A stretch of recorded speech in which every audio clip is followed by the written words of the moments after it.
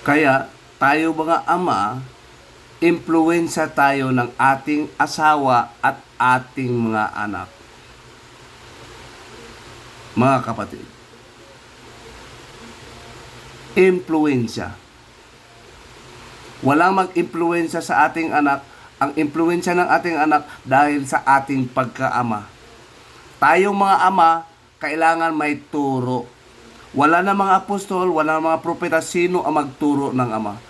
Ang ama na nasa langit. Si Kristo po ang may sabi, pag mayroon ng aklat. Sa size ng Juan, versikulo 44 to 45, na binabasa ko pa ulit-ulit na. At may aklat na kumpleto at babasahin na lang. Isaiah 34:16. Aklat ng Ama. Sa Katoliko, tinatawag nyo ang collection sa nagagather na ipon, Biblia. Biblia ng Ama. Hindi lang Biblia ng Katoliko. Lahat ng Biblia, lahat ng aklat o aklat, pag may-ari ng Ama sa langit. Hindi Ama na nasa Roma. Hindi Ama na nasa Pilipinas, mga pare at ama na mga obispo.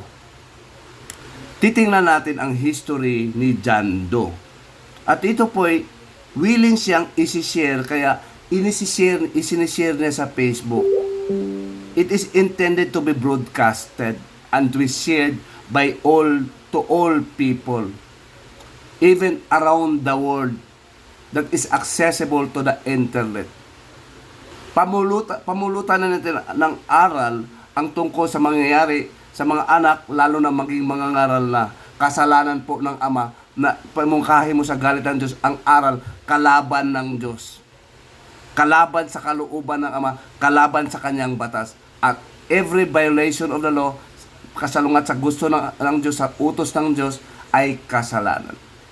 1:3-4 of John, Epistle 1:1.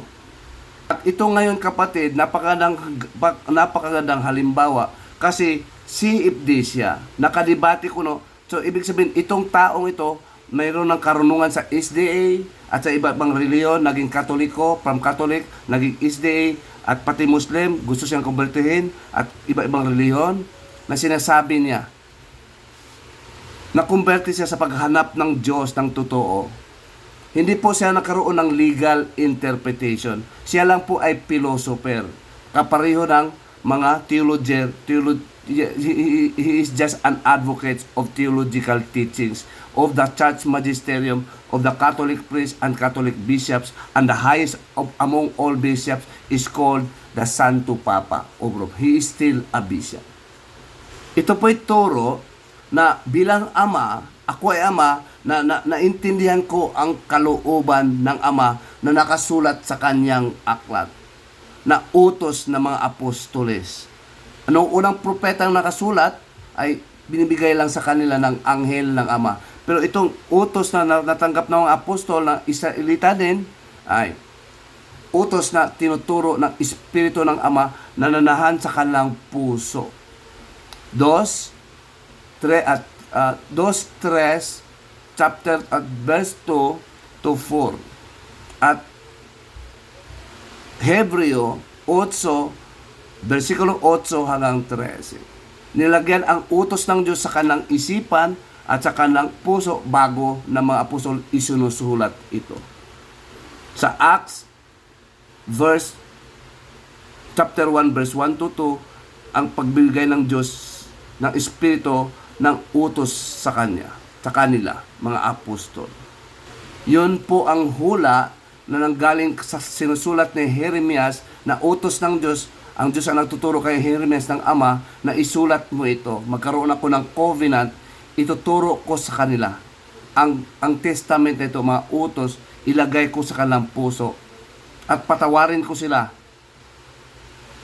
Yun po yung natupad na sinuhulaan ni Isaiah sa 24 at 31 verse 31 to 34, brothers and sisters. Sa aklat ho pa rin ng Panginoon o Biblia ng Ama. Aklat ng Ama or Biblia ng Ama. Meron kayo dito. Ang tawag nyo ho dito, Biblia.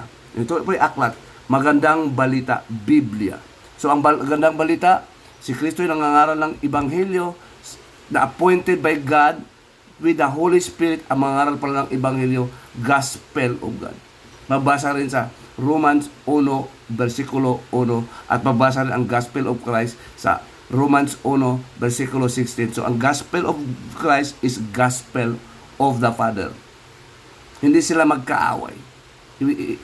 Isa lang ang Ebanghelyo ng Ama na tinuturo ng mga apostol at itinuturo na ni Jesucristo. Si Jesucristo po ay apostol, dakila sa mga apostol. Hebreo 3:1, sa Greek word apostolon.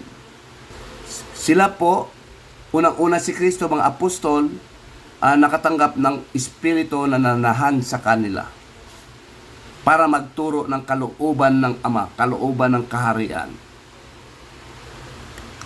Alam nyo tong CFD na anak ninyo, kung ito'y anak nyo, ito po, ang doktrina na ngayon, hindi siya nagpagdebate na Bible alone. Pinapaliwanag ko na ang Bible o aklat ng Panginoon pareho lang ho. Tinatawag lang ng Bibles ni Pope Siricius o kaya si Pope Damasus, iba-iba ang bersyon ng Katoliko.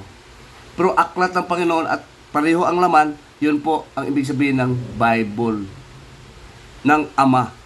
Aklat Biblia ng Ama. At sabi niya, hindi na kailangan ang aklat ng Ama sa pagturo kasi hindi raw kompleto. Pero kung aklat ng Ama ang babasihan mo, ang aklat hindi Biblia, mababasa word for word, hindi na kailangan. Isa lang ang aklat, hindi dalawa, hindi marami. Katulad ng Church Magisterium, Catholic Church, Catechism. At sulat mga apostol, mga obispo, mga santo, marami silang aklat. At alam nyo ba, pag sinasabi ng anak nyo na hindi kailangan ng Biblia para magtuturo, sampalin nyo. Kaysa mapunta siya sa impyerno. Nagpapalayas kayo ng demonyo ang kanya, nagkaroon siya ng kasinungalingan. Maraming kasinungalingan sa kanyang katawan. Demonyo pa rin ang nagtuturo sa kanya. Mababasa sa unang Timothy, chapter 4, verse 1 to 3, brothers and sisters. Paulit-ulit ko nang binabasa. Yun pong pangangaral na sabi mo, hindi kami Biblia, hindi kami aklat ng Ama. Ibig sabihin, hindi sila sa aklat ng Ama. Kaninong aklat sa kanila?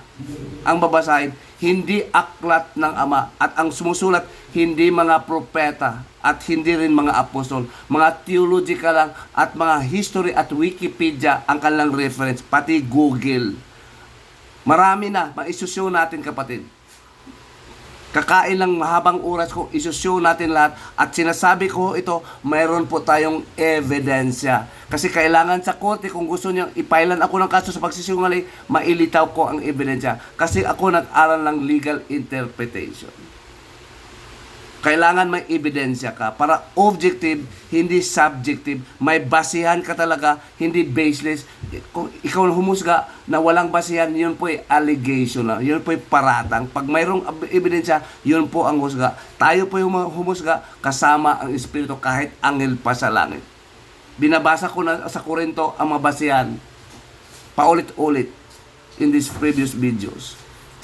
At ito, para maintindihan nyo, ipapakita na natin si Jando Alabado na sinasabi niya ang itong video na ito nakalagay sa kanya for broadcast kasi wala namang hindi for broadcast nakasulat ito. Marami pa nga siyang viewer na iba-ibang sekta. Pakinggan natin kapatid. Mga anak natin. Nasaan pa ako ng Revelation